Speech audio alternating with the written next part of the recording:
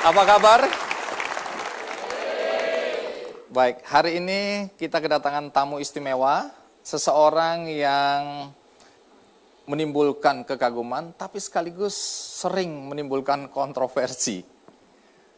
Tentu saya tidak perlu menjelaskan lagi siapa tamu kita hari ini, karena mari kita sambut Basuki Cahayapurnama.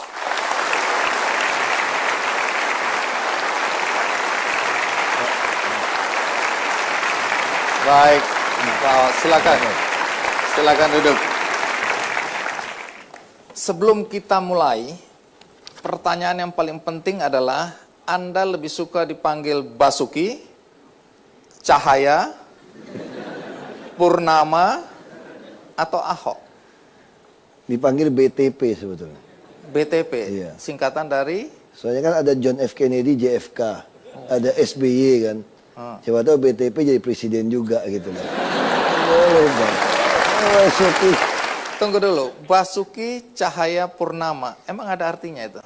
Cahaya kan pakai TJ, ejaan lama. Ejaan lama. Jadi waktu teman bapak saya kasih nama itu, dia pengen kasih nama itu Basuki yang sukses, makmur, berhasil. Tapi ya Cahayapurnama berhasil juga mesti nerangin orang, mesti yang sempurna gitu. Itu maksudnya. Tapi banyak orang menilai nama Basuki Cahayapurnama itu nggak cocok buat Anda. Cahayapurnama kan lembut, romantis. Ini kurang belajar sejarah. Banyak wanita dulu dibilang mukamu seperti rembulan. Seneng kan? Zaman sekarang marah-marah. Bulannya bopeng kok mukanya kok warna emas ya. Itu cerita lama itu. Baik, kita lupakan soal nama ya. Pak Jokowi jadi presiden. Anda senang atau sedih? Ya pasti senang dong. Kenapa Anda senang? Mengepung Monas dari dua arah. Merdeka Utara dan Merdeka Selatan.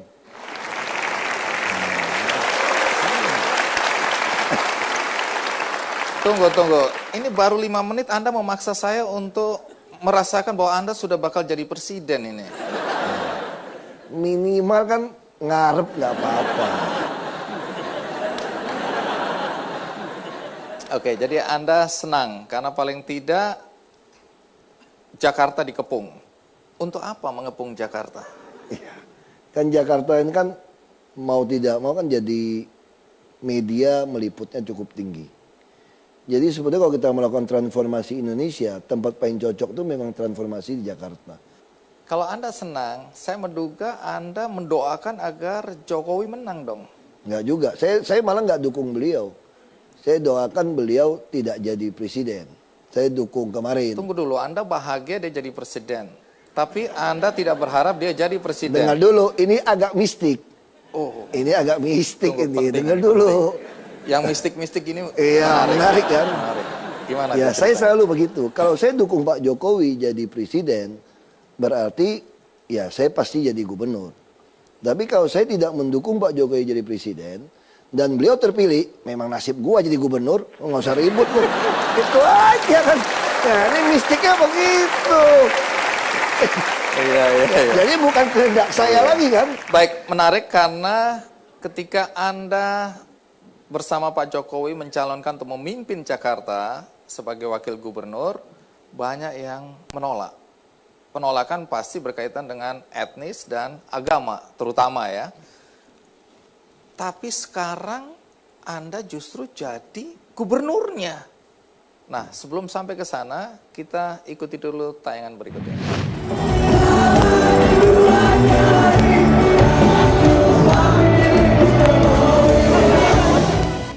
Setelah Joko Widodo terpilih sebagai Presiden Republik Indonesia, maka tampuk kepemimpinan Pemprov DKI Jakarta akan beralih ke Basuki Cahayapurnama. Basuki Cahayapurnama alias Ahok yang semula menjadi Wakil Gubernur DKI Jakarta ini otomatis akan memikul tanggung jawab menjadi orang nomor 1 di Ibu Kota Republik Indonesia, Jakarta. Langkah Ahok menjadi Gubernur DKI Jakarta itu bukannya tanpa rintangan dan halangan. Hambatan mantan Bupati Belitung Timur ini akan menghadapi kerikil-kerikil berupaya penolakan yang disampaikan salah satu organisasi kepemudaan. Penolakan itu antara lain terkait dengan gaya kepemimpinan dan komunikasi Ahok yang dinilai sombong dan arogan. Selain itu, sejumlah organisasi kemasyarakatan juga telah menyatakan menolak Ahok menjadi Gubernur DKI Jakarta. Penolakan sejumlah ormas itu disinyalir dikaitkan dengan sentimen etnis dan agama. Rintangan alias kerikil inilah yang menjadi pekerjaan rumah Ahok untuk segera diselesaikan ketika ia memikul tanggung jawab menjadi Gubernur DKI Jakarta. Ya, dulu mau jadi wakil gubernur aja Anda ditolak. Sekarang jadi gubernur, apakah Anda siap mental untuk ditolak lagi? Atau banyak orang keberatan? Ini lupa sejarah saya sebetulnya. Saya Lebih susah jadi bupati di Belitung Timur daripada jadi gubernur di DKI. Belitung Timur itu 93% Muslim. Dan fraksi Bulan Bintang menguasai DPRD itu 55%. Jadi kita kebayang nggak kira-kira daerah seperti ini? Kristen hanya 0,8%. Saya waktu mau jadi bupati lebih kacau. Ada PNS datangin kasih surat Yasin. Nih tolong baca nih. Mana bisa aku baca surat Yasin gue pikir. Nah nggak bisa baca kan? Makanya jangan jadi bupati kami. Macam-macam berani jadi bupati surat Yasinnya kagak bisa. Yang gitu ya gue udah lewatin apalagi Jakarta. Nggak terlalu kecil.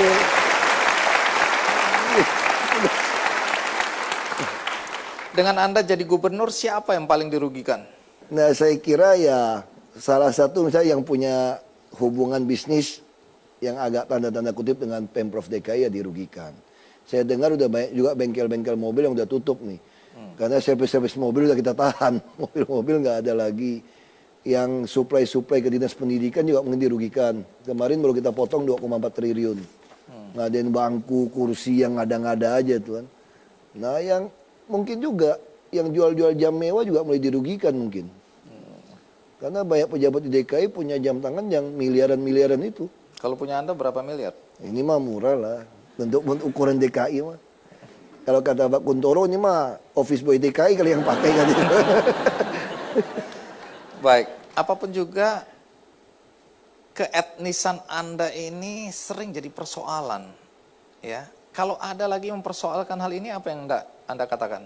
Saya udah biasa dari kecil udah sering orang bilang begitu kan. Bapak saya selalu ngajarin. Nah, kalau orang bilang kamu Cina segala macam, memang gue turunan Cina, lu mau apa gitu loh. Tapi gue Indonesia kan. Nah dulu waktu guru saya waktu di SMA juga sama. Jadi kalau orang bilangin kamu Cina, kamu bilang aja, gue lebih patriot daripada lu ya. Kalau satu hari Indonesia diserang, gue pasti di depan untuk bertempur. Kalau dia jawab, gue di depan, pasti gue di depan lu. Gitu jawabnya. Kenapa pusing? Ya, Apapun juga masih ada orang meragukan apakah Ahok akan mampu memimpin Jakarta. Tapi sebelum kita minta jawaban, kita rehat sejenak, ikuti terus Kick Andy.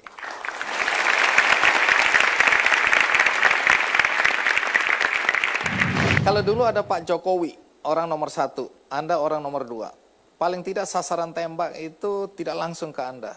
Sekarang dengan mudah orang jadikan Anda sasaran.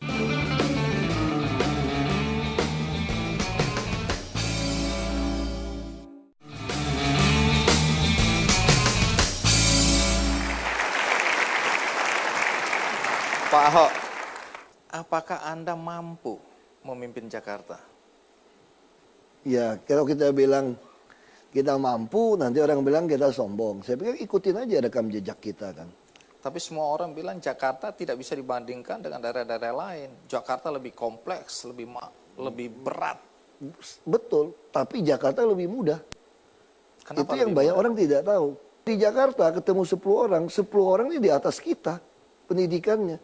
Ya kita ngomong apapun, itu jadi ujian disertasi. Kita bicara aja undangnya profesor. Terus kalau kita nggak ngerti masalah banjir segala macam, undang ada profesor A. Suruh jelasin, kita dengerin kan, oh udah tahu. Besok undang profesor B. Pakai ilmu yang A kita tanding lawan yang B. Kalau kita kalah, kita bingung, A sama B mana yang benar nih kira-kira nih. Undang lagi A sama B, undang C sama D. Berdebat itu 4 orang. Kita dengerin, lama-lama kita belajar 5 kungfu perguruan silat. Jadi di Jakarta gitu. Di Jakarta mudah. Nah, kalau dulu ada Pak Jokowi, orang nomor 1, Anda orang nomor 2. Paling tidak sasaran tembak itu tidak langsung ke Anda. Sekarang dengan mudah orang jadikan Anda sasaran Nggak juga, tembak. itu juga salah sebetulnya. Jadi sebetulnya yang terjadi dari dulu saya juga jadi sasaran tembak kok. Bedanya apa? Bedanya kalau ditembak, kalau ada payah, Pak Jokowi muncul, belain, itu aja. Nah sekarang kenapa takut? Kalau jadi presiden, yang belain presiden bos, kenapa takut? Ini lebih enak. Jadi nggak ada masalah. Sesuatu yang baru memang, yaitu dalam rapat-rapat internal di DKI, Anda kemudian unggah di YouTube. Di YouTube itu semua orang bisa melihat perdebatan, termasuk ketika Anda memarah-marahi anak buah Anda atau bawahan Anda. Awalnya keren, tapi ada sebagian orang sudah mulai merasa bahwa apakah ini bukan hal yang salah. Kenapa begitu? Karena orang yang Anda marah-marahin itu, walaupun di kantor adalah bawahan Anda, dia kan punya istri, punya anak, punya keluarga. Apakah itu tidak mempermalukan keluarga mereka juga? Apa itu sudah Anda pikirkan? Jadi saya baru 10 hari kira-kira jadi wagub, ada demo buruh untuk kenaikan gaji, upah. Katanya itu 2.500 orang. Janjinya Pak Jokowi itu Pak Jokowi akan hadapin, bukan saya sebetulnya. Jadi beliau minta saya temuin 30 orang saja. Ya saya keluar aja, saya pikir dari luar halu-halu aja, masuk-masuk gitu loh. Ya, gitu kan. Katanya bilang, katanya pilihan rakyat, sini dong. Sini gimana, saya pikir orang gitu banyak. Terus kata pengawal, Pak kalau Bapak lewatin batasnya Brimob, kita nggak bisa ikut lagi Pak. Wah ini gimana dong? Saya di tengah, maju kena, mundur kena nih. Masa saya lari ke belakang? Nggak lucu juga kan? Padahal ada niat itu. Iya dong, nggak mungkin kan? Ini 30 orang, kalau bisa saya yakinkan tentang nggak bisa minta naikin UMP gitu tinggi, pasti dituduh dari luar. Kita kan suzon semua nih, kita udah nggak percaya siapapun kan. Pasti dikira 30 orang saya sogok. Daripada di 30 orang serba salah, lebih baik saya videokan. Untuk apa? Supaya kalau mereka ribut, kamu nonton saja proses negosiasi seperti apa. Tapi yang terjadi, saya nggak tahu gimana Kominfo press release kan ke orang tuh yang pas saya lagi marah-marah itu. Nah itu yang dikeluarkan. Nah saya keberatan. Kenapa tidak keluarkan secara total? Supaya orang tahu kenapa saya marah. Terus kenapa habis marah itu kok foto-foto sama buruh gitu loh. Bisa mengenai buruh. Itu kan tidak dikeluarkan. Hanya marah-marahnya. Besoknya saya lupa. Ini rapat yang keempat sama PU. Sama Dishub. Saya sudah coret. Ini anggaran Anda nggak masuk akal. Mana mungkin sih bikin halte bus Transjakarta sampai puluhan miliar. Nyebrang puluhan miliar. Ini kan nggak masuk akal. Mau bangun intelijen transportasi sistem sampai mau minta 5 triliun. Ini apa-apaan. Saya suruh coret. Rapat kedua kagak dicoret lagi. Itu pas rapat yang udah keempat. Pas meledak. Saya udah meledak dan saya lupa ada rekaman. Saya lupa jujur aja. Karena saya memang nggak kepikir soal rekaman kan. Ya sudah saya marah semua. Nah ini yang mungkin yang nggak senang sama saya kebenaran. Dapat pembenaran lagi dari marah-marah nih. Dapat bahan. Dikeluarin lagi video itu. Waktu dikeluarin orang berpikir pasti si Ahok nih selesai nih. Baru kerja belum sebulan sudah marah-marah begitu hebat. Ya saya sih pasrah aja lah. Yang penting niat saya bener gitu loh. Ternyata respon masyarakat Responnya malah positif. bagus. Kita udah nggak mau keluar YouTube. Orang juga marah. Mana dong rapat yang lain dikeluarin ke YouTube? Itu masalahnya. Udah kecanduan mereka. Jadi itu ya. Gaya Anda ini kan gaya yang meledak-ledak. Yang sesuatu yang tidak lazim dilihat oleh banyak orang. Nah sebelum kita lanjutkan, mari kita simak liputan berikut ini. Coba saya suruh masuk semua. Biar seluruh rakyat Indonesia melihat siapa yang logika dan rasional. Itu maksud saya masukkan TV. Semua nonton, terbuka. Tidak ada rekayasa. Bapak ngomong apapun, TV rekam, kami punya bukti.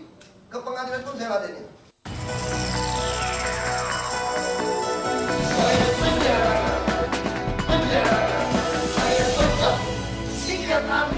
Sepak terjang Basuki Cahayapurnama ketika menjabat Wakil Gubernur DKI Jakarta ini banyak membuat orang terutama pegawai Pemprov DKI gerah, terutama mereka yang biasa bekerja santai alias tidak disiplin.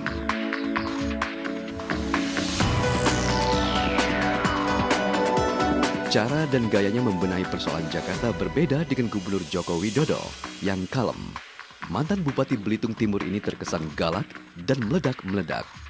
Kesan temperamental kerap kali keluar dari sikap wakil gubernur yang akrab disapa Ahok dalam memimpin rapat. Ia tak segan ngamuk dan gregetan ketika melihat pegawai Pemprov yang tidak efisien dan lamban. Tidak hanya itu, Ahok memberlakukan aturan yang tegas kepada siapa saja, terutama kepada pemilik rumah susun milik pemerintah kota Jakarta. Ia memastikan yang menempati harus orang yang tidak mampu. Jika tidak, ia tidak segan-segan mengusirnya. Bahkan ketegasan Ahok tidak main-main. Ia menutup diskotik stadium yang berlokasi di Taman Sari, Jakarta Barat, ketika tempat ini sering melanggar aturan. Masih banyak lagi sikap Ahok yang tegas dan disiplin ini dalam upayanya mewujudkan ketertiban dalam pemerintah kota yang dipimpinnya. Tentu saja kondisi ini terasa tidak nyaman, terutama bagi mereka yang tidak disiplin dan mempunyai niat tidak jujur.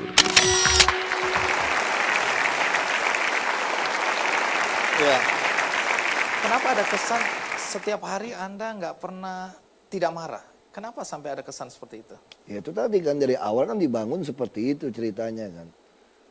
Ya saya kira. Tapi apakah itu merugikan Anda? Citra pemarah, galak? Saya nggak gitu peduli orang anggapan kita apa.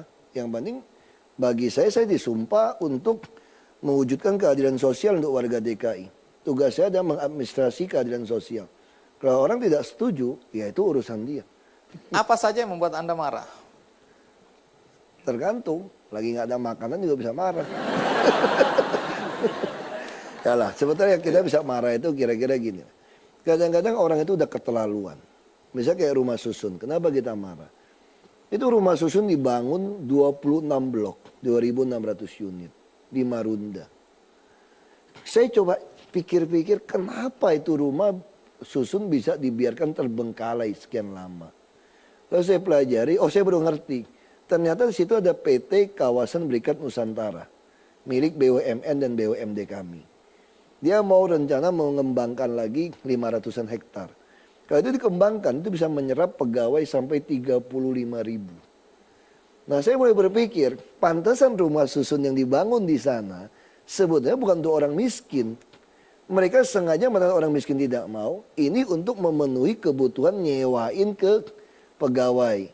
Sini bilang untuk orang miskin sebulan 150.000, nyewain ke pegawai bisa 1 juta sampai 2 juta. Ini dijual.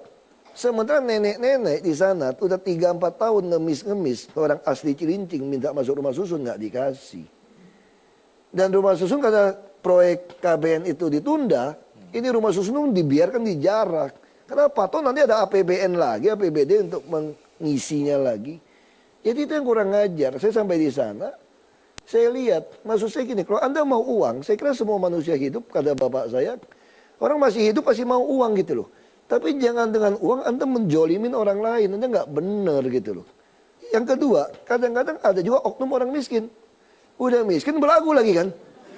Tunggu, oknum orang miskin. Iya. Nah ini menarik. Misal contoh, udah tahu tanah negara didudukin, buang sampah sembarangan, kagak punya rumah, disewa-sewain, saya pindahin ke rumah susun, kasih perabotan lengkap, nggak mau.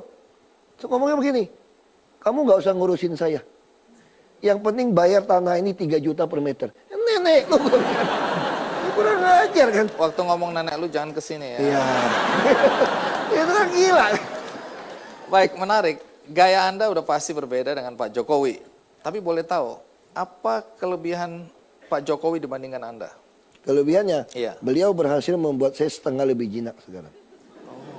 Ini udah lebih jinak loh sebetulnya. Bayangin, udah jinak aja gitu. Apa kekurangan Pak Jokowi di mata Anda? Kekurangannya, beliau ikut marah-marah juga terakhir. Jadi itu pergaulan yang buruk memang betul-betul merusak kebiasaan yang baik. Menular itu ya. Iya, jadi satu hari. Kenapa nggak lagi. mungkin belusukan? Ya Pak Jokowi kan udah hitam, gue masih putih.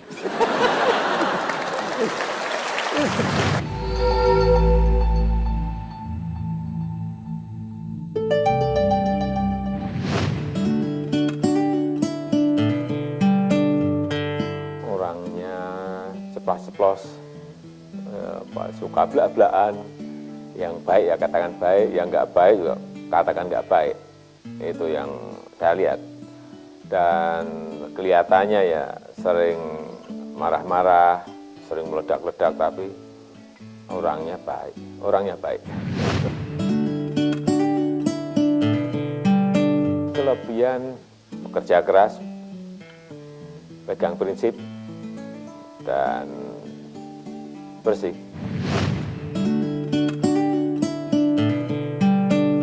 Dengan Pak Ahok, tiap pagi kita ketemu, sering telepon-teleponan, jadi ada keterbukaan, koordinasi tugas apa yang harus dikerjakan oleh Wakil Gubernur, terus tugas apa yang harus saya kerjakan itu sudah kita bagi, sehingga ya sama-sama enak. Tetapi Pak Ahok itu banyak konsentrasi di dalam, ngurusi birokrasi, ngurusi hal-hal yang berkaitan dengan administrasi di dalam. Oh, kita ini kan sudah bekerja, sudah hampir 2 tahun lah, udah ngerti apa yang harus dikerjakan. Pak Ahok itu sudah tahu, untuk macet apa, untuk banjir apa, ini kan hanya perlu waktu. Kemudian nanti mempersiapkan Asian Games 2018, Stadion Taman BMB, seperti apa, dan mengatasi juga tata ruang dengan perumahan, harus memindahkan orang dari sini ke sini, dari sini ke sana. Saya kira sudah tahu semuanya. Saya tidak perlu membuat pesan-pesan atau apa, tetapi yang jelas pengetahuan mengenai persoalan, masalah-masalah dan problem-problem yang ada di Jakarta sudah tahu semuanya. Ya tentu saja DKI Jakarta harus lebih baik, karena apapun Jakarta adalah ibu kota negara. Etalase pertama yang dilihat orang mengenai Indonesia. Banyak orang terkejut ya ketika Anda berani menutup salah satu tempat hiburan yang cukup terkenal di Jakarta yang selama ini dianggap backingnya sangat kuat. Hanya gara-gara peredaran narkoba yang terbongkar di sana. Nah, apa yang membuat Anda berani menutup tempat itu, padahal semua orang tahu backingnya sangat kuat, ada di situ pejabat, oknum ya, oknum pejabat, oknum tentara, oknum polisi, oknum jaksa, oknum hakim, semua oknum ada di situ. Nah, sebelum Anda jawab, kita rehat sejenak, ikuti terus Kick Andy.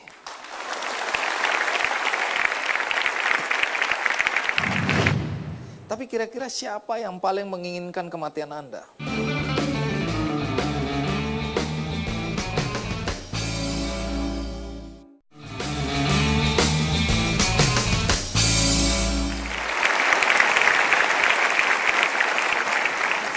Pak Ahok, banyak orang heran atau juga kagum pada nyali Anda ketika Anda menutup sebuah tempat hiburan karena ada kasus narkoba di sana. Padahal semua orang tahu, saya nggak tahu apakah Anda tahu atau tidak, bahwa tempat itu backingnya kuat sekali. Tadi saya sebutkan ada oknum tentara, ada oknum pejabat, ada macam-macam oknum ada di situ. Waktu Anda menutup, apakah Anda sudah mempertimbangkan ini semua? Ada Kabar Eskrim Pak Komjen Suhardi Alyus yang memang juga punya hati pengen melihat apa Jakarta ini bebas dari narkoba. Lalu beliau ngomong sama saya, berani nggak? Saya tanya balik, Bapak berani nggak? Kan Bapak yang polisi bintang 3, saya kan bukan. Kan gitu kan, yang berani. Beliau tangkap beberapa kali, Pak Suhardi tanya, tutup nggak? Pasti tutup Pak. Ya udah tutup, panggil dinas pariwisata. Antara mau nutup nggak tutup juga ragu-ragu kan, saya harus tutup. Terus Satpol PP disuruh menghadap saya. Saya masih ingat dia hadap, kayak lucu juga ada. Pertanyaan duduk, lapor Pak, ya apa? Apa betul saya diperintah tutup stadium? Ya benar, masa salah? Rokok BBM kok perintah pakai BBM. Oh, ya modern. BBM modern. saya, ya udah. Siapa? Siapa? Hari ini juga buat surat tutup. Dia masih bingung-bingung liatin. Ya tutup serius. Mungkin dalam hati pikir, wah ini bos ini kagak ngerti stadium itu apa kan. Iya, saya juga menduga begitu. Memang aku juga gak ngerti. Oh, nggak ngerti. Ya, kalau ngerti nggak berani pasti ya. Kayak Tanah Abang aja. Ini sesuatu yang tidak biasa juga, artinya nyali ya. Anda terkesan tidak takut. Bahkan beberapa waktu yang lalu Anda berani itu secara frontal di depan publik berantem sama menteri, Menpora. Kalau dalam hierarki kan level Anda di bawah. Kenapa nggak takut Anda ini? Bukan soal takut nggak takut gitu loh.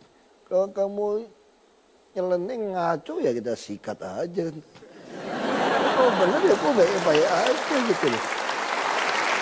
Oke, keberanian Anda saya pujikan. Tapi etikanya kan nggak pantas. Anda kan levelnya level bawah, berani sama level yang lebih tinggi. Enggak tergantung, kita lihat aja survei komentar orang. Lebih dukung apa enggak. Kan jadi presiden cuma 50+1. Gubernur juga 50%+1. Artinya? Kalau yang lebih dukungnya 60-80% ya terusin aja. Anda belagu ya. Baru tahu. Bukan rahasia bahwa banyak oknum pejabat di DKI yang menjadi backing dari kegiatan-kegiatan prostitusi, judi di DKI. Nah, seberapa kuatnya Anda menghadapi anak buah Anda yang menjadi backing-backing semacam ini? Ya pertama kita mesti koreksi. Tidak semua PNS DKI itu buruk. Saya berani menjamin di atas 60% itu baik. Bukti kalau saya mana mungkin bisa bekerja kalau tanpa didukung dari PNS di DKI. Nah sama saya bongkaran Tanah Abang. Sekarang udah beres kita, bersihkan. Bongkaran Tanah Abang kan terkenal itu. Oh maaf saya nggak tahu itu. Nggak tahu ya? Ya udah. Iya. Anda Namanya pun baru dengar ini. Ya. Nanti sekali-sekali kita ikut keliling-keliling Jakarta malam hari. Ya ada istri saya soalnya. Ya. Saya kadang sering ikut Bang Yos kan. Jadi banyak sekali dari DKI ini baik, bagus. Memang ada beberapa yang tidak baik ada. Tapi terus kita mau ganti. Nah kita udah bangun satu sistem. Kalau Anda jabat eselon tidak baik, saya tidak mau carikan lagi eselon yang lain. Langsung staffkan saja. Dan tunjangan juga kita sudah berikan tunjangan kendaraan itu bisa pilih mobil atau motor atau mentanya itu sampai eselon 4. Kita juga menciptakan tunjangan kinerja daerah yang baru. Jadi kita ingin nanti PNS di DKI itu penghasilannya itu di atas penghasilan swasta. Jadi orang akan merasa pengen jadi PNS. Nah sekarang PNS DKI baru masuk saya sudah bisa dapat 6 jutaan.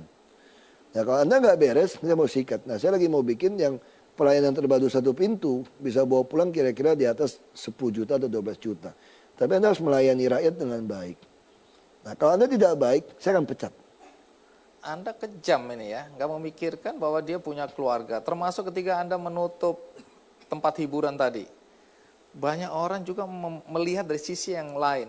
Bukankah banyak karyawan di tempat itu yang akhirnya nganggur? Ya, maka itu pertanyaan sama ketika penggiat hak asasi manusia perkotaan tanya kepada saya, bagaimana pandangan Anda tentang hak asasi manusia? Nah, saya jawab begini, saya ingin 10 juta orang itu bukan hanya sehat dan bahagia, otaknya, perutnya, dompetnya penuh, tapi betul-betul hidup senang. Tapi kalau ada 1000 orang yang saya katakan, jangan membahayakan 10 juta orang, tapi dia terus membahayakan, saya akan bunuh di tempat Anda. Sama seperti ketika saya memindahkan orang dari Waduk Pluit, saya dianggap melanggar hak asasi manusia orang tinggal di satu tempat. Saya katakan, tahu nggak Anda, itu bendungan di Waduk Pluit, air laut itu 2,8 meter di atas muka laut. Dengan begitu tipis, begitu bocor, airnya udah di atas permukaan. Kalau pasang begitu tinggi dan roboh, 15.000 sampai 17.000 orang akan mati di Waduk Pluit. Apakah itu tidak melanggar hak asasi mereka mati? Nah saya pindahkan mereka ke tempat yang lebih baik, masa melanggar HAM? Nah sekarang juga sama, makanya pemerintah diberi hak menyandang senjata untuk menegakkan keadilan. Untuk supaya tidak ada orang mengambil hak orang lain. Jadi bukan berarti saya kejam ketika saya menghukum mati orang. Nah itu yang harus sisi mana. Tentu saya sekali lagi, saya tidak ingin siapapun dihukum. Sama seperti sekarang, anak-anak tawuran sekolah. Saya sudah perintahkan kepada dinas, tidak naik kelas. Seluruh tawuran tidak naik kelas. Masih ngotot, keluarkan. Kenapa? Kalau tidak digitukan dia nggak sadar. Dia bukan soal tidak naik kelasnya, yang paling penting bukan Anda punya ijazah berapa. Yang paling penting itu karakter Anda benar nggak? Untuk apa Anda punya profesor doktor? Yang suka paham gitu loh. Iya, dengan gaya Anda yang seperti sekarang ini, apakah Anda sering mendapat ancaman? Ya dulu ada ya. Oh, sekarang udah nggak ada? Sekarang kemarin juga ada, teman saya bilang sama saya begini. Ya, dia bilang, kamu hati-hati. Saya sudah dengar-dengar nanti kamu bisa dilenyapkan kalau terus begini. Ya, terus saya bilang sama dia,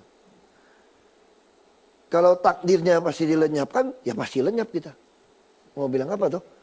Kan kekhawatiran kita nggak bisa menambah kita hidup lebih panjang, nggak bisa juga tuh. Nah, tapi satu hal yang kamu nggak bisa punya, kamu boleh kaya. Kalau kamu udah mati, nggak ada warisan buat cicitmu udah lupa namamu siapa sebetulnya. Kubur dimanapun belum tentu dia datang. Saya bilang gitu sama dia. Ya kaya ya top, hilang aja. Tapi kalau saya sampai harus diizinkan Tuhan mati untuk menegakkan keadilan sosial di Indonesia ini, kamu nggak bisa beli cara mati saya, bosku. Gue kan jadi legenda, diingat orang. Walaupun diingat orang terbunuh. Gitu. Itu beda gitu loh. Tunggu dulu, istri Anda saya lihat pucat ini. Nah, saya udah kasih tahu, saya udah naikkan asuransi jiwa lumayan banyak. Anda sendiri sebagai gubernur itu dikasih senjata nggak? Tinggal milih mau senjata apa. Oke, tapi Anda bisa makainya nggak? Kalau 10 kepala, 11 peluru masih masuk 10 itu. Emang Anda pernah latihan nembak? Saya dari kecil udah diajarin nembak dari bapak saya. Tapi kira-kira siapa yang paling menginginkan kematian Anda? Nggak tahu saya. Saya nggak tahu. Nggak tahu ya.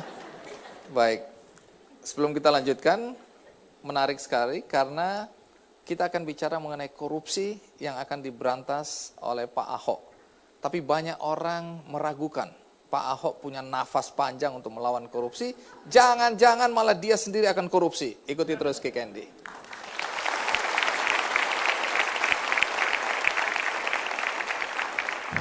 Korupsi itu bermula juga dari kebutuhan atau kekurangan.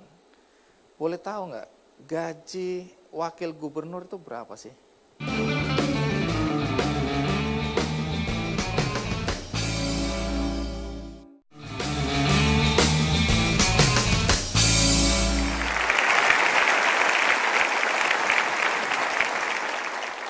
Pak Ahok, juga bukan rahasia bahwa di DKI banyak pejabatnya yang korupsi merajalela, menggurita, dan kemudian Anda saat ini dengan sikap yang tegas ingin memerangi korupsi. Persoalannya banyak orang meragukan apakah Anda punya nafas cukup panjang. Mengingat banyak orang seperti Anda datang dengan semangat yang sama, belakangan kita lihat dia juga terlibat dalam korupsi itu sendiri. Bagaimana kami yakin bahwa Anda punya nafas yang panjang? Saya katakan itu kan karakter orang baru teruji setelah diberi kekuasaan. Maka kalau kita gunakan pepatah Tiongkok kuno, memang saya sepakat. Kamu nggak bisa mengatakan Anda berhasil atau gagal sebelum bunyi 4 paku di atas peti mati Anda. Nah, ya mari kita buktikan nanti. Kita nggak bisa mengklaim, nggak bisa takabur. Nanti sampai kita meninggal orang bisa tahu, oh betul dia sampai akhir hayatnya seperti itu. Nah tapi program yang kita lakukan itu yang penting. Mari kita mulai memperlakukan itu tidak ada transaksi dalam bentuk cash. Jadi kalau Anda masukin kue saja harus punya rekening. Sekarang semua pegawai harian lepas tukang sapu pun punya rekening. Nanti cita-cita kami semakin miskin seseorang di Jakarta, maka dia harus makin memiliki rekening bank. Supaya Untuk transfer semua itu ada di bank. Sehingga kita bisa memonitor transaksi. Misalnya kemarin, kenapa kita bisa ketangkap ada transaksi ke seksi kecamatan PU, tiap orang 50 miliar ke rekening pribadi. 50 Iya, miliar? itu karena dari transaksi bank. Jadi saya memaksa mereka semua untuk masuk ke Bank DKI di rootnya 100% punya DKI. Kalau Anda tidak pakai transaksi, kita akan copot Anda. Jadi sehingga di Bank DKI kalau menarik tunai lebih dari 100 juta ditolak. Nah tahun depan saya mau tekan hanya boleh tarik 25 juta. Nah kita terus galakan ini. Kenapa kita paksa juga orang naik bus dengan e-ticketing segala macam. Ini untuk membaca transaksi termasuk perilaku orang. Menarik juga karena saya pernah nonton di YouTube. Bagaimana Anda mengatakan justru Anda memusuhi LSM supaya LSM marah dan mencari-cari kesalahan Anda. Padahal orang lain, pejabat lain takut betul sama LSM. Anda malah sengaja memusuhi supaya LSM mencari-cari kesalahan Anda. Maksudnya apa ya? Ya kan tadi kan dikatakan, kita kan manusia. Nggak ada manusia yang kuat. Nabi aja punya kelemahan istilahnya. Nabi bisa ngomong seperti itu. Kita bukan Tuhan, bukan malaikat. Kita manusia ini punya kelemahan. Kita bisa jatuh. Jadi kita jangan mengatakan orang berbuat salah, jangan-jangan kita lebih buruk daripada dia. Makanya dengan caranya banyak orang musuhin kita, mengawasi kita jadi baik kan. Kita mikir kan banyak orang nggak suka sama kita nih, pasti semua nunggu nih kapan jatuhnya dia nih, kapan dia buat salah. Nah dengan cara seperti ini itu juga satu pihak baik buat kita, pihak yang kedua kita mendapatkan konsultan gratis, auditor gratis. Ya kan kalau kita nggak terlibat setoran, dia pasti ngincer seluruh dinas kan yang berbuat apapun. Kalau dia ngincer, dia laporin. Ya kan ada yang bantu saya ngawasin, enak kan. Ya kok cek gara-garanya terus BPK aja aku panas-panasin supaya dia kejam sama kita. Baru tahu saya sekarang. Itu strategi yang baik sebetulnya. Baik, menarik. Tapi sebelum kita lanjutkan, ada baiknya kita dengar komentar beberapa warga DKI tentang Pak Ahok. Ini dia liputannya. Nyok kita nonton ondel-ondel, nyok kita ngarang ondel-ondel. Tegas. Tegas, Orangnya tegas. tegas. Galak. Ambisius. Wakil gubernur kan. Orang Tionghoa ya. Arogan, Cina. Dia itu benar-benar langsung terjun langsung, nggak kayak yang sebelum-sebelumnya kita nggak tahu kayak gimana. Tapi ini benar-benar benar-benar di cross check langsung gitu. Dia ya gimana gitu. Kontribusinya juga udah kelihatan kan walaupun dia belum lama. Peraturan belum ditegakin, artinya nggak boleh dagang di bawah, masih ada yang bawa. Itu bikin pengaruh sepi. Gimana lagi? Kita terima aja. Kita namanya ini kan rakyat, kita ngikutin aja pemimpin mana. Tegas perlu, tapi tidak perlu dengan cara yang terlalu keras mungkin sih. Ya Jakarta lebih baik lagi, tidak macet, tidak banjir. Jangan bangun gedung-gedung tinggi, tapi bangun taman-taman kota. Lebih diperhatikan lagi kesejahteraannya karyawan. Untuk transportasi juga sih sebagai karyawan juga butuh itu untuk ke kantor kayak gitu-gitu balik. Kalau di Jembatan Jeling, ya minta sebetulnya boleh dagang, tapi misalkan habis sisa gitu. Kan jadi bisa ada pemasukan lagi. Ini sama sekali nggak bisa dagang. Kalau jam 10 malam itu nggak bakalan bisa dapat pendapatan. Jadi mohon Pak Ahok itu ngasih solusi ke pedagang Jembatan Jeling. Naik satu tingkat lagi lebih tinggi jadi gubernur, pastinya akan membawa Jakarta lebih tidak macet lagi, Pak. Amin. Tidak banjir lagi. Amin. Dan ya lapangan pekerjaan juga luas. Pak Ahok ya selamat untuk menjadi gubernur di DKI Jakarta. Semoga kedepannya Jakarta lebih aman, lebih bersih, lebih indah. Anak ondel-ondel jadi gerakan, kepalanya nyale bekobaran.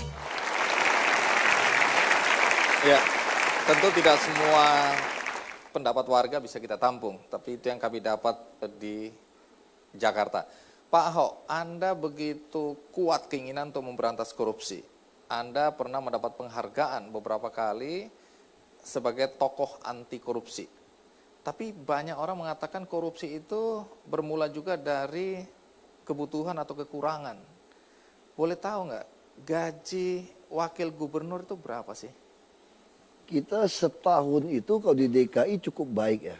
Di DKI ini karena PAD-nya cukup besar, satu tahun waktu saya coba kumpulkan masuk ke tabungan-tabungan itu kira-kira 1,8 miliar setahun. Sebulan berapa itu? Ya 100. Kalau gaji pokok juta. berapa gaji pokok? Gaji pokoknya kecil, hanya 6-7 juta. Tunjangan apa ya, aja? Tunjangan, terus ada PAD, kita bisa dari 10 kali, ya, terus dari gaji, ada tunjangan rumah, itu dikumpulkan semua. Total berapa per bulan? Saya coba, saya kan semua masukin ke tabungan, saya pengen tahu dapat berapa. Ya kira-kira 1,8 M setahun. Menurut Anda cukup itu? Ya lumayan lah ya buat hidup, cukup. Gitu, serius. Kalau saya tanya Anda ini orang kaya atau bukan? Kaya dong.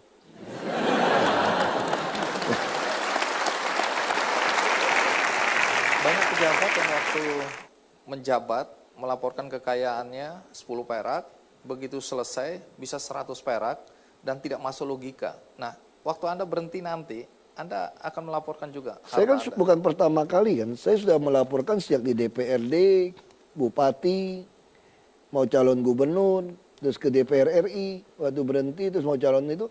Jadi saya sudah berapa kali melaporkan kekayaan ini. Nah soal nambah segala macam, yang penting kita bisa buktikan dari mana. Yang paling konyol kan ngaku-ngaku hibah dari nenek siapa, kan nggak lucu gitu. Hibahnya ratusan miliar, itu mesti dicurigain. Makanya saya sudah katakan, harusnya KPK itu kita mesti buat satu peraturan, siapapun mau jadi pejabat, bukan cuma dicocokkan harta kamu berapa banyak. Harus ditanya dari mana hartamu begitu banyak. Nah kalau Anda nggak bisa membuktikan, Anda jangan jadi pejabat. Nah itulah rekonsiliasi nasional. Kita akan lanjutkan karena saya dengar ada juga pedagang kecil, tukang parkir yang tadinya memilih pasangan Jokowi Ahok merasa menyesal. Mereka merasa hidupnya lebih sengsara sesudah jagoan mereka menang. Apakah benar? Ikuti terus Kick Andy.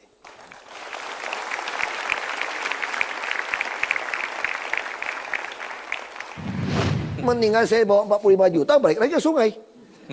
Saya 10 juta bikin rumah beton. 5 juta mungkin dagang pulsa handphone.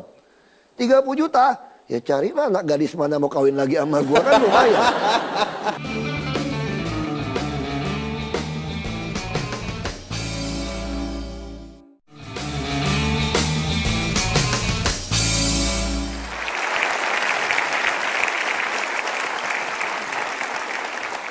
Pak Ahok, sebagai gubernur, apa visi besar Anda tentang Jakarta? Ya, kita ingin sejajar dengan kota megapolitan. Dalam hal? Dalam segala hal. Artinya itu harus jadi kota impian. Orang yang jujur, yang rajin, kalau dia datang ke Jakarta, dia bisa berubah nasib. Ini adalah tempat impian orang yang mau kerja keras, dia bisa berubah. Jadi kemiskinan strukturalnya harus kita atasi. Artinya apa? Soal macet, banjir itu pasti. Soal gedung tingkat itu pasti. Nah yang paling penting orang datang sini itu bisa merubah nasib dia. Ini harus jadi tempat impian orang. Nah tapi hampir semua gubernur yang pernah menjabat di DKI selalu terasa punya keinginan untuk menutup Jakarta dari urbanisasi, dari orang-orang dari daerah. Karena dianggap membuat Jakarta tambah kumuh. Ya. Apakah Anda juga punya keinginan seperti itu? Nah, saya kemarin pernah ketemu Ibu Ena Witural, beliau nyalamin saya, katanya baru kali ini, saya udah 20 tahun nunggu katanya, baru kali ini ada pimpinan DKI yang mengatakan silakan mau datang ke Jakarta, Jakarta tidak tertutup. Nah kenapa saya katakan seperti itu? Sekarang kita ambil contoh, kenapa kita menghabiskan uang promosi untuk turis? Turis juga datang kan? Terus kenapa kita menghabiskan uang banyak promosi mahasiswa kuliah di Jakarta? Makanya kebijakan kita mendorong pabrik-pabrik itu keluar dari Jakarta. Lalu apa insentif orang yang punya tanah-tanah pabrik, peruntukan pabrik? Kalau Anda peruntukannya pabrik, nilainya kan nggak bisa bikin apartemen, nggak bisa bikin hotel. Nah saya kasih Anda boleh mengubah peruntukan menjadi komersial tanpa Anda perlu bayar. Sehingga Anda bisa dapat uang ini memindahkan pabrik Anda. Dan jalur rel kereta api ganda dari Surabaya sampai Jakarta, ini kan selesai Desember ini. Sehingga pabrik-pabrik itu bisa dipindahkan ke Jawa Tengah, Jawa Barat, atau Jawa Timur. Ya minimal Jawa Tengah lah, Banten, Jawa Barat. Dengan cara seperti itu, pegawai yang gaji pas-pasan itu bisa. Ya apakah Jakarta tertutup atau terbuka? Terbuka. Yang penting kita menyiapkan untuk orang Jakarta, sakit, yang penting Anda mau masuk puskesmas, rayonisasi di kota yang sama, di kelas 3, Anda masuk. Yang kedua, Anda sekolah kita tanggung. Tidak ada satu orang pun boleh tertinggal. Yang pintar, tadi saya belum bilang dinas sosial. Anak SMK yang pintar pun kasih kuliah. Kita habiskan 3 triliun, 5 triliun pun nggak ada artinya. Buktinya dinas pendidikan nyolong-nyolong nggak karuan aja saya bisa potong 2,4 triliun. Kenapa tidak mau buat investasi panjang? Walaupun saya tidak melihat, bisa 10 tahun baru melihat ini. Tapi ini investasi bangsa. Lalu yang ketiga ada tempat usaha, pasar rakyat. Balik kepada ketakutan bahwa orang-orang yang masuk ke Jakarta tidak punya keterampilan dan menjadi beban. Nah sekarang tergantung siapa. Bisa contoh, tanya sama ibu-ibu. Kalau lebaran, pembantunya mau pulang. Pasti bilang itu, kalau saudaranya, temannya, tetangganya mau kerja, dibawa ya. Itu Betul kan, ibu-ibu kan? Dan coba cek, pernah nggak ada datang ke Jakarta terlunta-lunta yang mau jadi pembantu? Semua terserap. Dan sekarang coba ambil pembantu. Tuang bawanya 800.000. Pembantu rata-rata minta 1,2 sampai 1,5 juta. Kenapa mereka boleh? Mereka bisa kerja tinggal di rumah bosnya. Yang paling bahaya itu pabrik-pabrik. Sama seperti kemarin, kita kan ada pembinaan yang baru datang. Rata-rata tuh mau jadi PKL sama di pabrik tahu, tempe. Dia bawa. Lalu bagaimana? Maka kami mau membangun sentra tempe tahu. Supaya ada tempat tinggalnya. Persoalan paling utama ketika gaji orang pas-pasan, dia akan menyiasati tinggal di tengah-tengah kota. Untuk dekat tempat kerja. Tengah kota tanahnya mahal. Akhirnya dia dibawa kolong jembatan, dibawa kolong kereta. Ini kan situasi seperti itu. Maka kita mendorong pabrik-pabrik ini keluar. Tapi seperti sentra tahu, tempe yang orang-orang Jakarta mau makan, kita akan bangun pusat industrinya, termasuk tempat tinggalnya. Kok cuma 50-60 M mah kecil buat DKI. Bangun, saya sudah suruh asosiasi yang saya sudah ketemu, tolong desain kita bangunkan. Nah, kalau dengar rencana Anda gini kan kelihatan tidak ada masalah. Tapi faktanya kalau kita baca di koran, ya, nonton TV, banyak orang bilang nyesel kita milih Ahok sama Jokowi. Udah banyak, udah depan susah saya. hidup kita. Udah depan saya ada yang marah-marah. Nah, marah-marah kenapa? Karena soal pasar. Banyak juga pemilih kami ternyata juga adalah pemain yang menyewakan lapak-lapak. Itu saya bilang terjadi distorsi. Misalnya contoh, tadi saya ini tidak memiliki modal. Lalu saya diberikan pasar lokbin, lokasi binaan. Lalu kalau di Jakarta, kalau Anda sudah punya lokasi, pasti Anda untung. Begitu saya tambah kaya, tetangganya kios-kios yang sepi saya beliin. Ada orang sudah menguasai 23 kios. Dia pakai berapa nama, dia nyogok. Dia kaya raya kan, udah punya berapa kios ini. Lalu datang lagi nih, Ahok baru yang belum punya modal. Waktu dia mau dagang di situ, sudah mesti lewat ini. Nah saya tahu kalau dia bisa untung 300.000, 500.000 per hari, mau nggak saya sewakan 4.000 per hari? Tidak mau, saya akan minta 200.000, 300.000. Sehingga ini memperlambat orang baru ini jadi kaya. Jadi harusnya Jakarta, pasar rakyat, rumah susun, tempat titik PKL harus jadi inkubator. Sama kayak kasus rumah susun. iya. Ini ada kasus bapak-bapak 67 tahun. Dikasih rumah susun dari pinggir sungai. Kelas menengah kekurangan rumah kan. Ini sewanya hanya 150.000 per bulan. Kosinnya bisa 2 juta. Dibeli 50 juta, 45 juta. Nah si bapak ini jual. Lalu kita tanya, kenapa bapak jual? Nyogok supaya ganti nama kepada oknum 5 juta. Dapat 45 juta kan? Ditanya, kenapa Anda jual? Dia jawabnya sangat manusiawi. Saya dari lahir sampai 67 tahun, gak ada uang, miskin. Anda pindahkan saya ke rumah susun yang bagus. Gak ada uang juga, buat apa? Mendingan saya bawa 45 juta, balik lagi ke sungai. Saya 10 juta bikin rumah beton. 5 juta mungkin dagang pulsa handphone. 30 juta, ya carilah anak gadis mana mau kawin lagi sama gua kan lumayan. Itu manusiawi. Jadi harus ketat gitu. Menarik ini soal kawin lagi. Saya dengar Anda ini termasuk suami takut istri. Tapi sebelum dijawab, kita rehat sejenak, ikuti terus Kick Andy.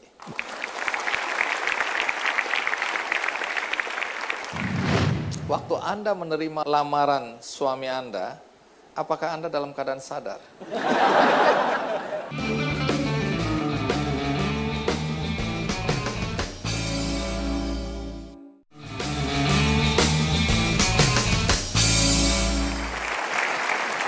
Pak Ahok, dengan risiko yang Anda hadapi dari cerita-cerita tadi, apakah Anda mempersiapkan secara khusus keluarga, istri dan anak-anak? Ya, saya sih bilang sama anak saya pertama gitu kan, apapun yang terjadi, kamu jangan pernah nyalain Tuhan. Tuhan nggak pernah salah. Baik, sebelum kita lanjutkan soal urusan keluarga, mari kita simak liputan berikut ini.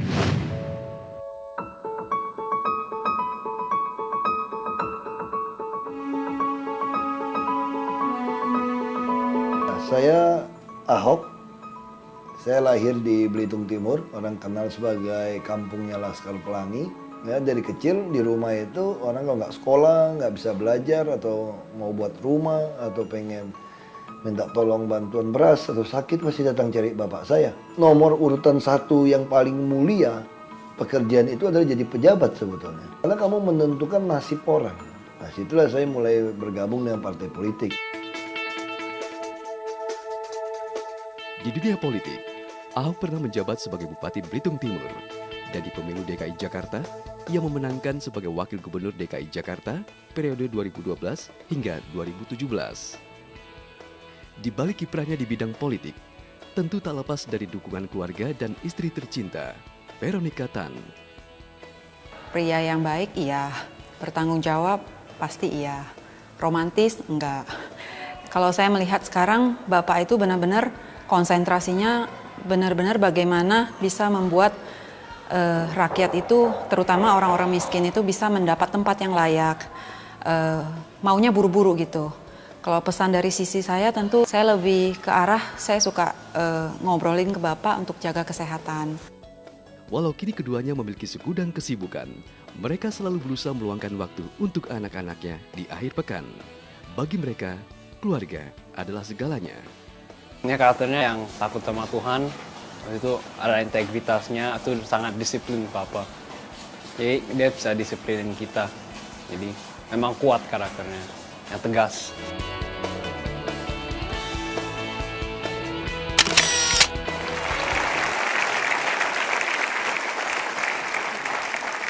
Anda tidak romantis, tapi katanya pernah satu hari di ulang tahun istri Anda nge-tweet, "Selamat ulang tahun istriku tercinta, Vero."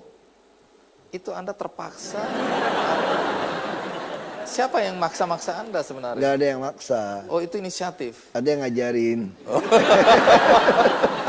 Nah, Anda termasuk istri katanya, ikatan suami takut istri, betul? Itu menurut pengakuan istri. Kalau Anda rasakan sendiri? Saya rasa sih saya nggak takut sebetulnya. Oke. Tapi orang melihat Anda takut. Ya kan sayang sama takut kan tipis.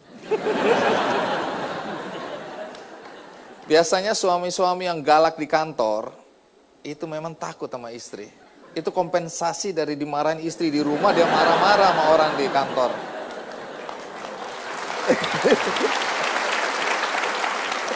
Baik, sekarang ke Ibu Veronica. Waktu Anda menerima lamaran suami Anda, apakah Anda dalam keadaan sadar? Lumayan. Berarti setengah sadar. Iya, kalau sadar penuh saya yakin nggak terjadi pernikahan itu. Apa yang paling Anda kagumi dari pria yang ada di samping saya ini? Gigih orangnya. Kalau mau sesuatu terus dikejar. Sama, sampai sekarang itu nggak berubah. Dan satu hal saya lihat memang passionnya ada. Iya.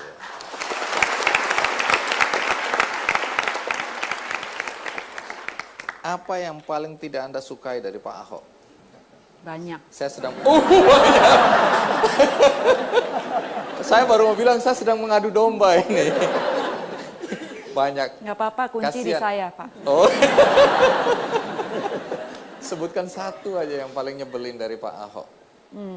Satu. Iya. Kalau lapar. Kenapa? Marah. Tapi saya heran. Kalau jam biasa kalau makan tepat 12, jam 6 udah lapar. Tapi yang saya selidiki, setiap kali kalau udah bicara sama orang, apalagi sesuatu hobi, saya lihat jam 7 juga nggak lapar-lapar. Lain kali panggil temen-temennya gantian aja, nggak usah makan. Tahu, jam 4 habis makan pempek masalahnya. Terima kasih Ibu Veronica ya. Dan saat ini di tangan saya ada sebuah buku bagus sekali dan cocok dengan acara kali ini atau topik kali ini, Let's Change. Penulisnya adalah Renald Kasali yang sudah ada bersama kita. Nah, kali ini saya ingin tahu dari Pak Renald berkaitan dengan Pak Ahok. Karena semua orang bilang Pak Ahok dan Pak Jokowi melakukan perubahan gaya kepemimpinan di Jakarta. Dan Anda adalah orang yang selalu ingin agar terjadi perubahan. Pertama tentu boleh tahu, komentar Anda tentang apa yang dilakukan Pak Jokowi dan Pak Ahok di Jakarta. Ya, saya kira keduanya ini adalah figur perubahan. Ketika sebagian orang mengucapkan perubahan sebagai suatu slogan, mereka melaksanakannya. Dan ketika mereka melaksanakannya, kita semua terkejut sebetulnya. Termasuk saya pernah mengkritik, saya kira Pak Ahok tahu itu. Saya katakan Ahok jangan membelah batu. Kalau membelah batu itu ada serpihan. Ibaratnya kalau kita bicara di pintu air fluid, itu mati di situ, mau dibuka pintunya tidak bisa, pilihannya ada dua. Adalah dikasih minyak, sehingga ini bisa dibuka, atau dikampak sekalian, sehingga langsunglah terbuka di sana. Dan Ahok mengambil cara adalah dengan membelah batu itu, dikampak. Ya. Semula kita semua terkejut, karena figurnya macam-macam, ini memang perubahan asli 100%. Dari segi etnik, agama, yang tadi sudah kita bahas, termasuk juga pemimpin yang tidak ada sembunyi-sembunyinya. Dan awalnya saya terkejut, tetapi karena dia konsisten seperti itu, saya langsung sadar, oh ini genuine ini. Ini bukan dibuat-buat. Ini sesuatu yang dirindukan kita semua. Ini sesuatu yang kita cari selama ini.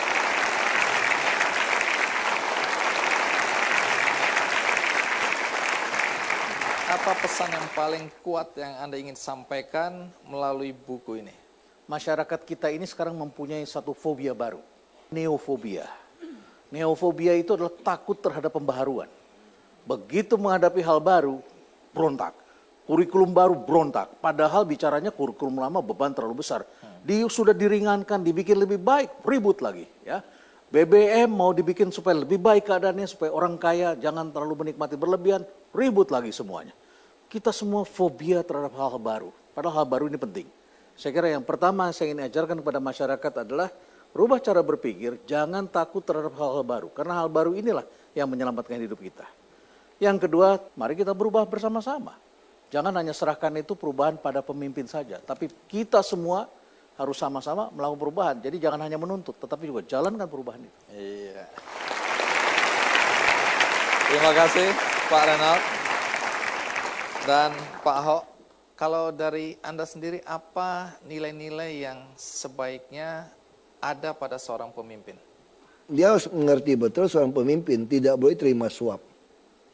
Kedua, dia taat kepada konstitusi, bukan konstituen. Yang ketiga, dia nggak pernah takut mati untuk berkorban untuk kepentingan orang banyak. Saya kira nilai ini harus kita punya.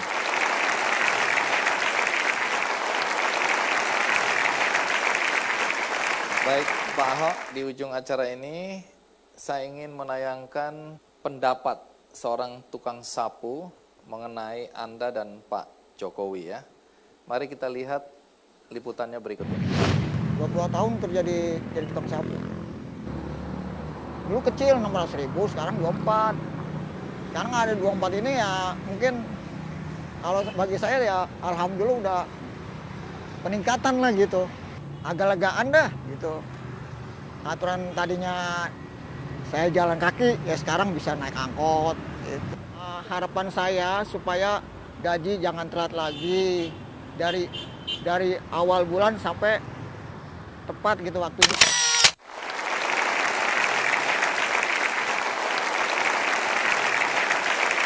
Jadi kisah Pak Muhammad Yakub ini kami baca di salah satu surat kabar.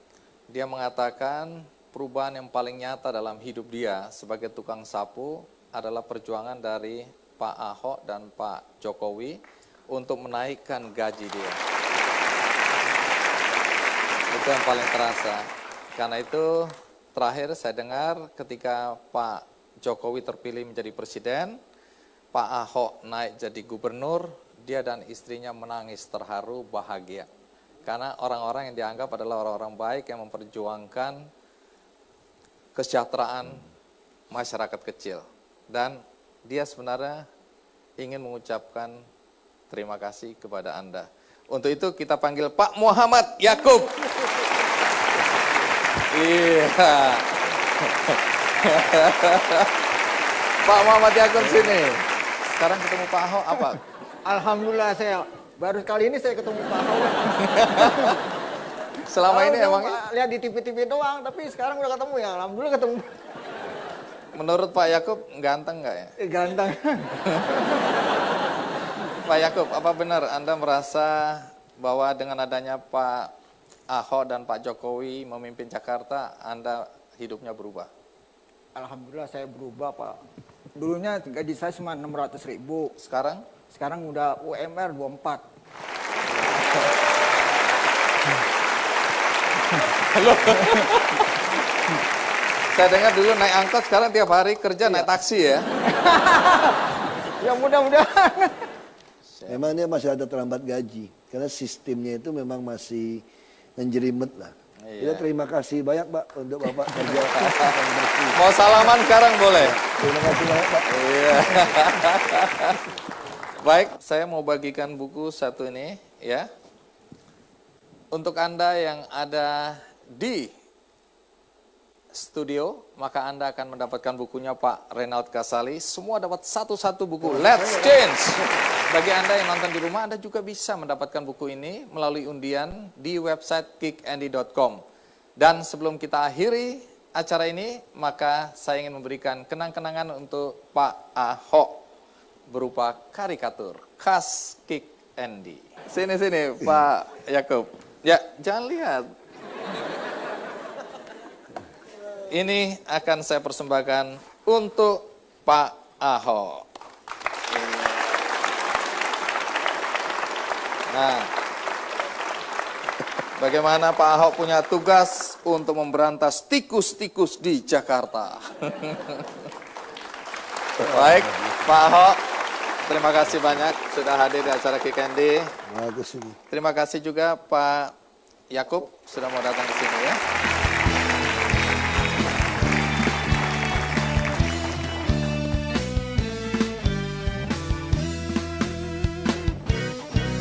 Jakarta kebanjiran, di Bogor angin ngamuk, rumah aneh kebakaran, garing-garing kompor manuk, aneh jadi gemeteran, wawiri keserimpet, rumah aneh kebanjiran, garing-garing got.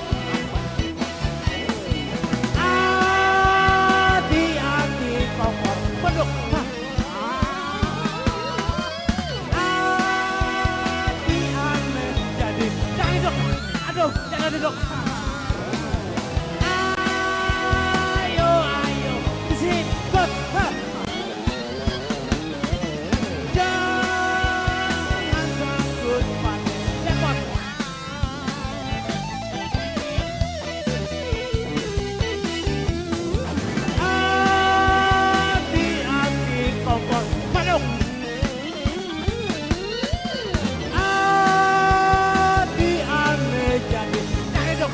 Aduh, jangan duduk. Ayo, disini.